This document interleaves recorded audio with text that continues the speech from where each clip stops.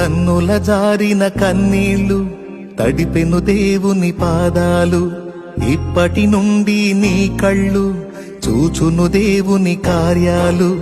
కన్నుల జారిన కన్నీళ్లు తడిపెను దేవుని పాదాలు.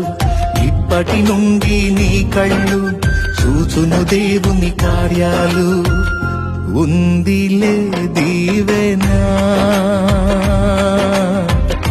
ఎందుక వేదన, పొందిన యాతన